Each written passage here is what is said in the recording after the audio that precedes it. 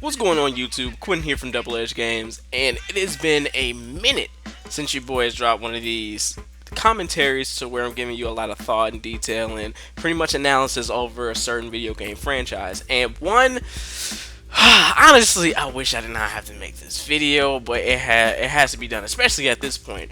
In case none of you know, I used to be a huge Call of Duty fan. I mean, like, I got to the point where I was almost a fanboy, son. So to see Call of Duty in the state where it's at right now, don't get me wrong, I'm not jumping on the bandwagon of all the hate just to do it just because it's Call of Duty, because that seems to be a trend, especially ever since like Modern Warfare 3 around that time, or even like Black Ops 1.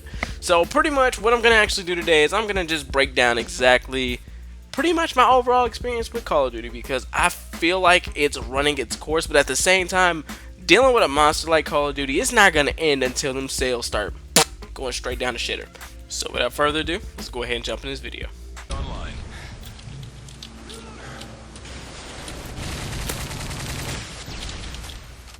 Alright, so if you're new to the channel, which a lot of people are, you don't know exactly how my format is. So what I actually do when I ever do these type of videos, I usually give a brief history lesson on exactly how I got introduced to either the franchise or the game, or what happened around the game, and then I'm going to give you guys pretty much the overall analysis of what's happening today. So of course, without further ado, let's jump into a history lesson.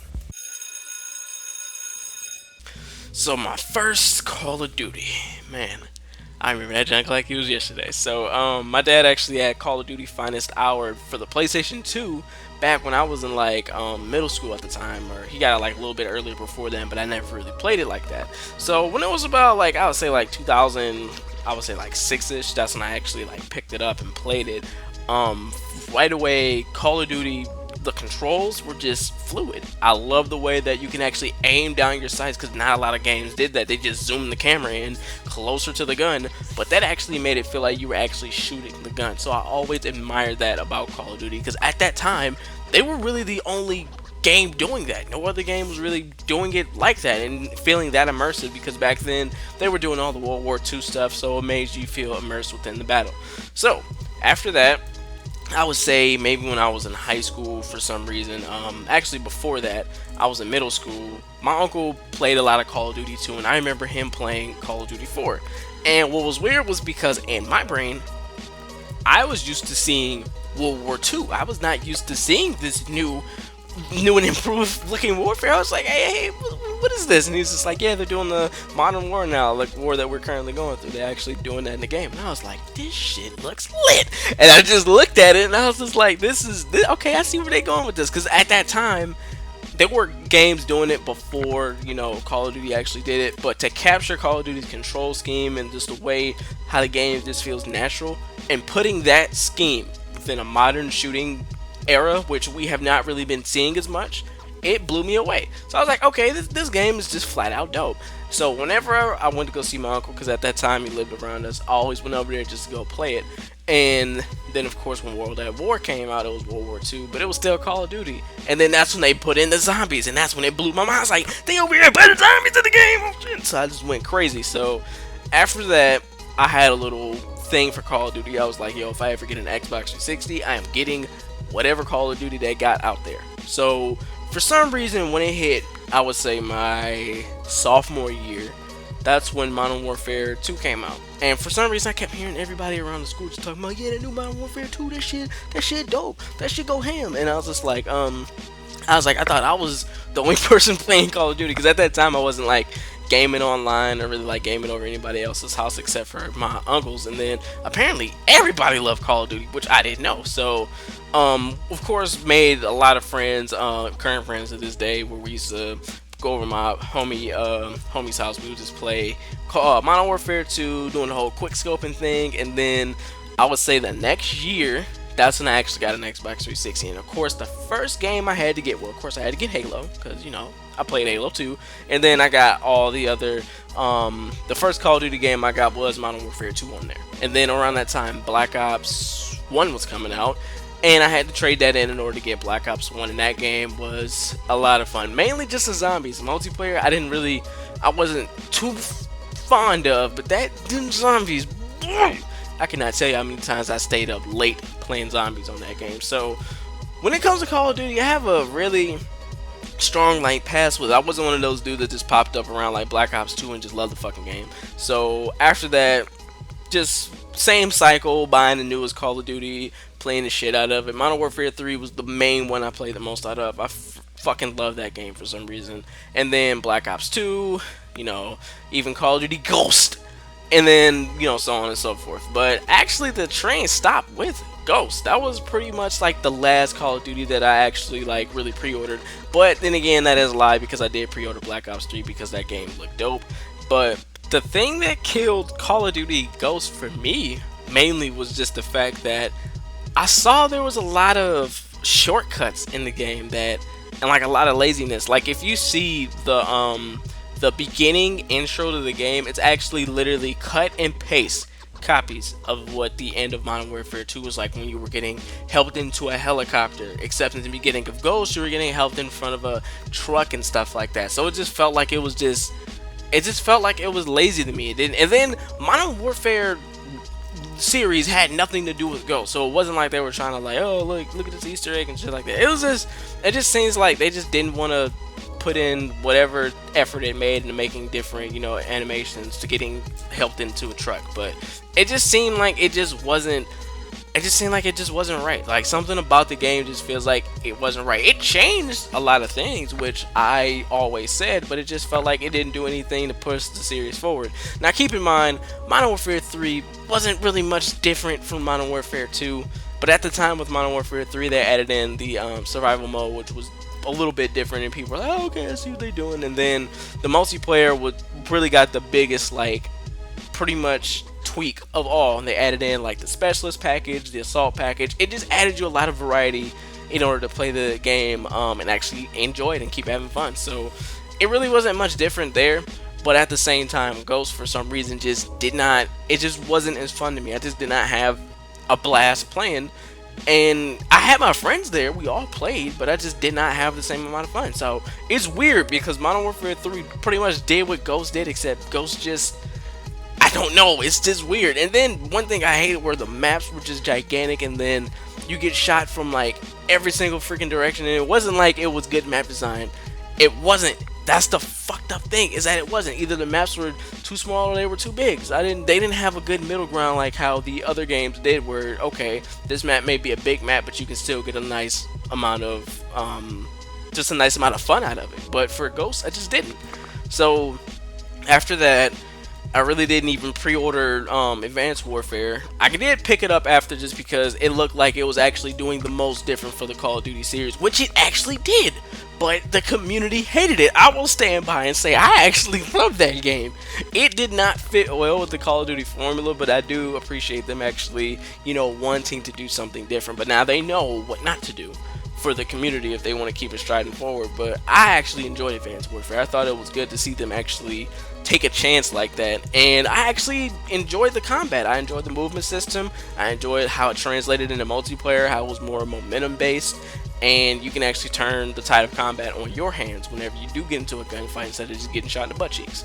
So after that, Black Ops 3 did the exact same thing, except they tweaked it. Instead of just boost dodging everywhere, you got a little bit of a boost, but that thing has recharged a lot. So you got like boost jumping instead of just like, you know, complete exo movement. So they elaborated on it a little bit. Then they brought up the specialist, which is something new and something different. So pretty much something like Ghost in the Shell First Assault, where you get those characters and they have their certain abilities.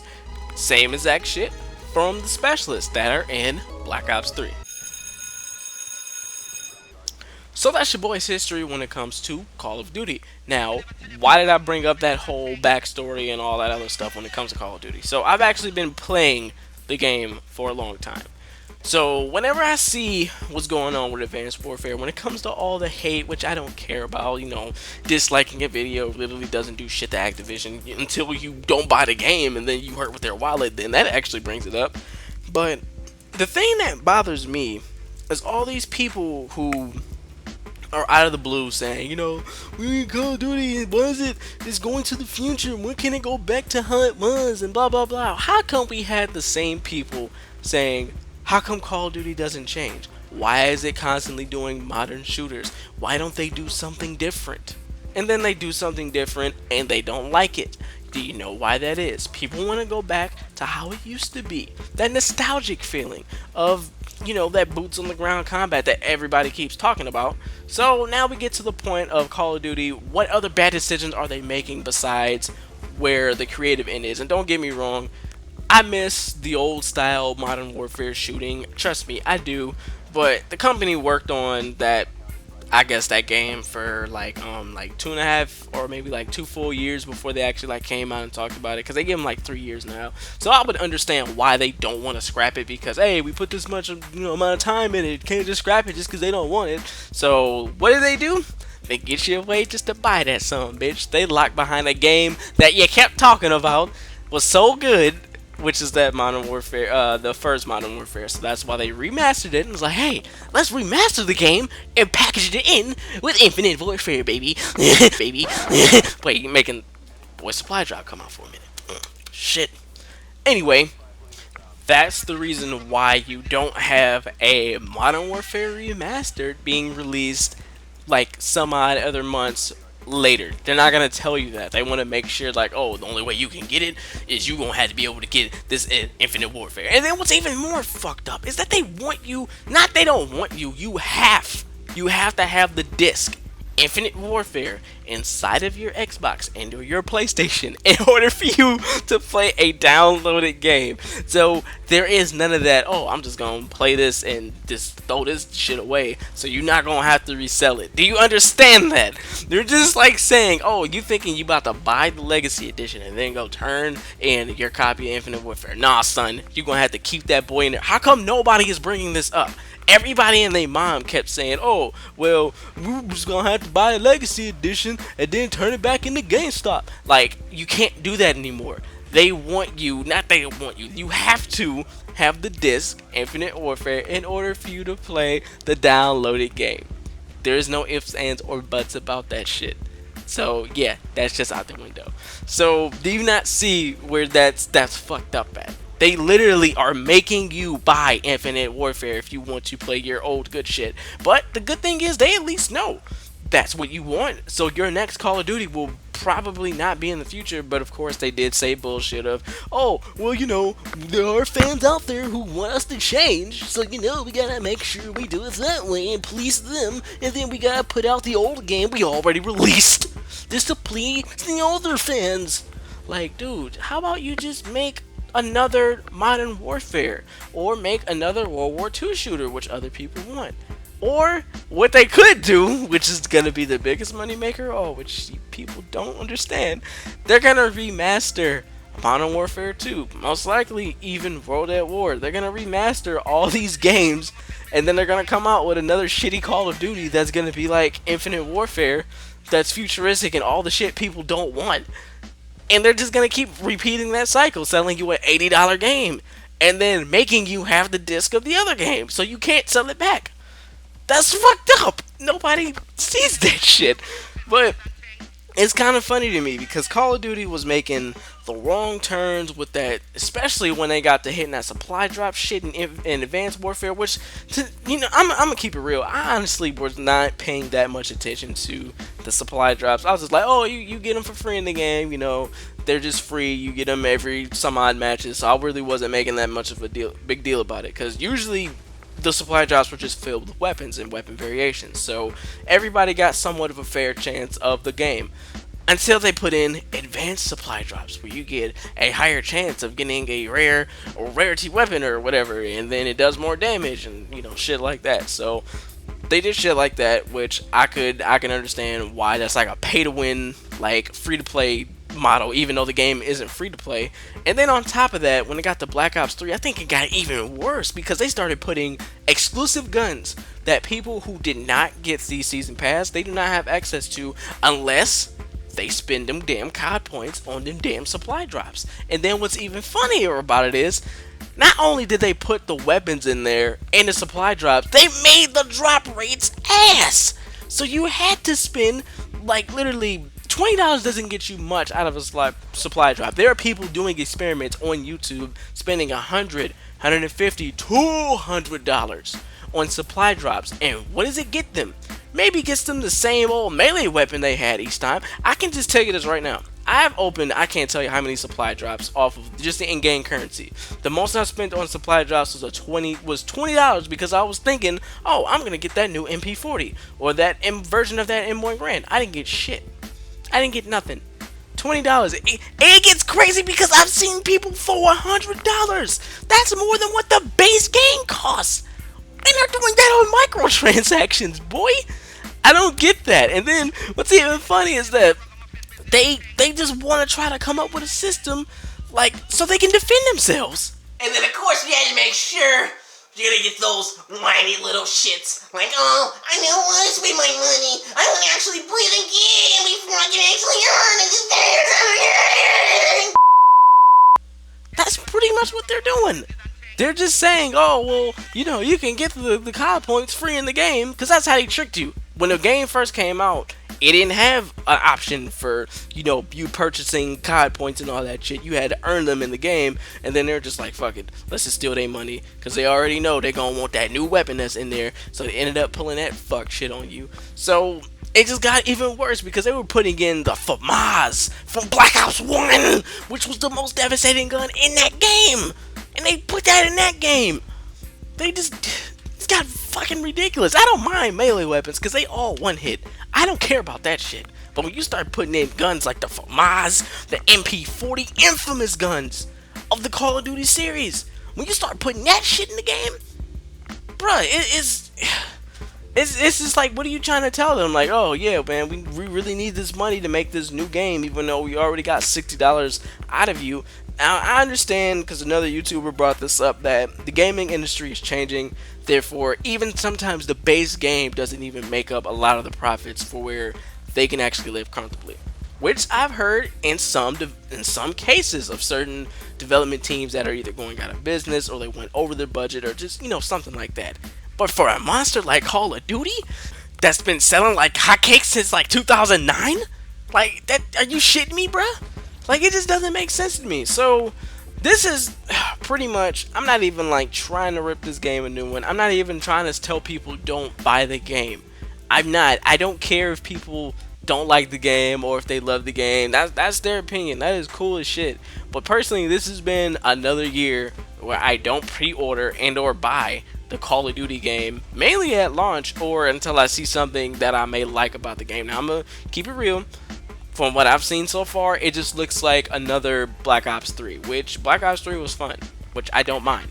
But at the exact same time, there hasn't been much that I've really seen to really make me want to get that game. You can wave that Modern Warfare Remaster in my face all you want.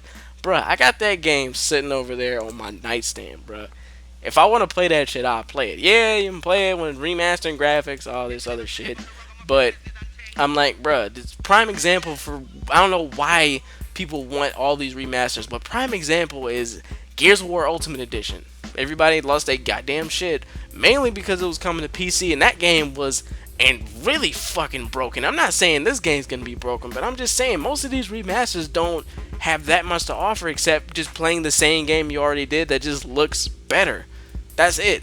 It's not like playing a Crash Bandicoot remaster from like the last time you seen that shit. It was on the PlayStation 2. Seeing that shit now in the graphics where it's at, you know, where some of the classic ones like Wrath of Cortex or, you know, just any of those games, it would be good to see. But this really just, I don't know. I'm done ranting and raving about this shit. It's literally been a 20 damn minute video almost. So pretty much the bottom line of this video is that I have been a Call of Duty fan for a long time. I'm not afraid to say there's a difference between a fan and fanboy. I've loved the series, love the games that were coming out, but at the same time, I just can't buy this one. I don't know why. It's not even the hate. I don't give a fuck if people hate the fucking game. Bro, I played, what's that goddamn game I played? There was some game, I played Umbrella Corps, bro. I played Umbrella Corps. Do you not know how much hate that game had? That shit has a mostly negative standing on Steam. Umbrella Corps is a tactical shooter from the Resident Evil universe. I played that shit, bro. And people hated that. So you can tell I don't give a flying fuck whether or not somebody hates a game and how that's going to affect me. But for the most part, man, I just can't buy this game. I just can't. Well, until for at least right now, until I see something better. But I don't know. It just seems like I just can't. I just can't do it for Call of Duty this year. So you let me know in the comments down below. I know a lot of people have been playing Call of Duty for years. So tell me, are you picking up this year's Call of Duty? I already know my boy Zach ain't gonna pick it up because he lets me know every goddamn second. But let me know. Are you gonna pick up this year's Call of Duty? And if you are, give me your best reason, man. I mean, I want to know. Just persuade me otherwise, or stuff like that. So just you can chop it up in the comments down below. So I'd like to thank you guys for tuning in into this long ass video. And as always, if you enjoyed, just like the Call of Duty commentators say, put that titty, smack that shit on that like button. So thank you guys for tuning in. This is Quentin from Double Edge Games, and peace out.